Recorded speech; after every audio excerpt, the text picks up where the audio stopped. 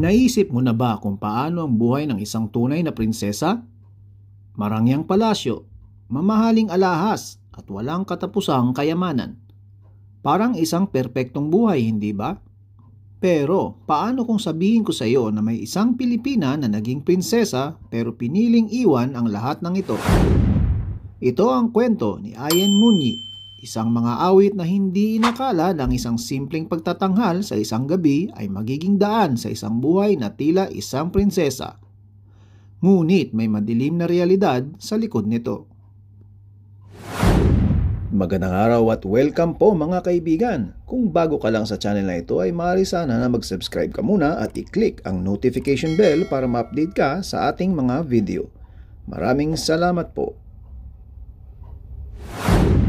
Taong 1995, isa lamang siyang mga awit sa isang malaking event sa Brunei. Hindi niya alam na sa gabing yon, may isang taong magbabago ng kanyang buhay. Siya si Jeffrey Bolkiah, ang kapatid ng Sultan ng Brunei. Isang lalaking may yaman na aabot sa bilyon-bilyong dolyar. Pero sa gabing yon, hindi bilang isang prinsipe, kundi bilang isang lalaking humanga kay Ayen ang kanyang naging papel. Sa una, parang isang fairy tale, isang prinsipe at isang pangkaraniwang babae na nahulog sa isa't isa.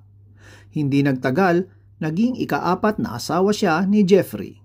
Siya ay hindi lang isang mga awit, kundi isang prinsesa na.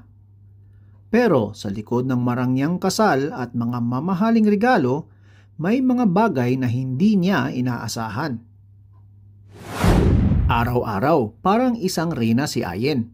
Isang buhay na hindi kailanman inakala ng isang simpleng mga awit. Isang araw, nagugutom siya at humiling ng tinapay. Pero imbes na isang piraso, dinalhan siya ng halos 100 pirasong tinapay. Kasi daw, nais nilang pagbigyan siya ng pagpipilian. Kumbaga, sa sobrang yaman nila, wala na silang pakialam kung gaano karaming tinapay ang kanilang ibibigay.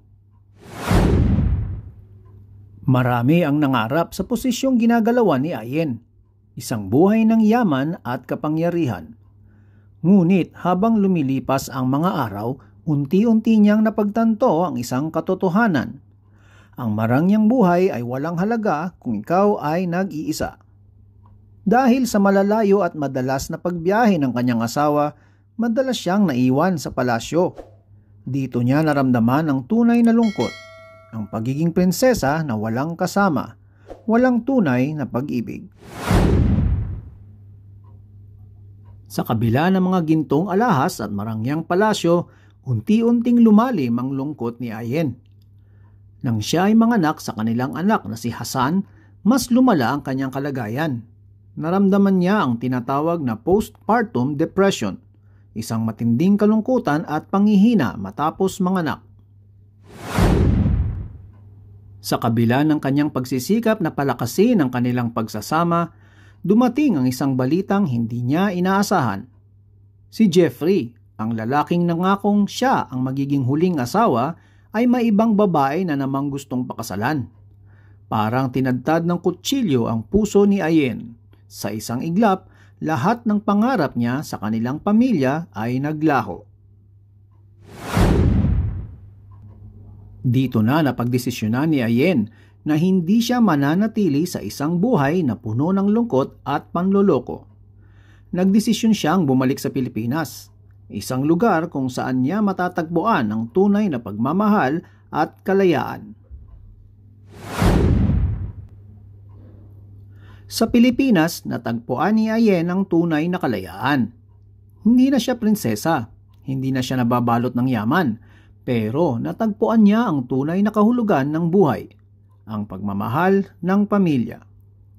At sa hindi inaasahang pagkakataon, nakilala niya si Franco Laurel, ang lalaking muling nagbigay ng kulay sa kanyang buhay. Hindi kailanman matutumbasan ng kayamanan ng tunay na kaligayahan.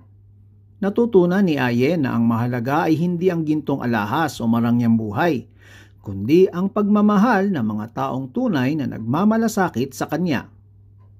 Ang kanyang kwento ay isang paalaala na minsan ang tunay na yaman ay hindi nakikita sa panlabas, kundi sa puso.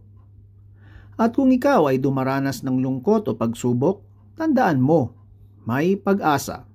Ang buhay ay puno ng pagkakataon para magsimulang muli. Ang kwento ni Ayen Munyi ay isang patunay na hindi lahat ng fairy tale ay may masayang wakas.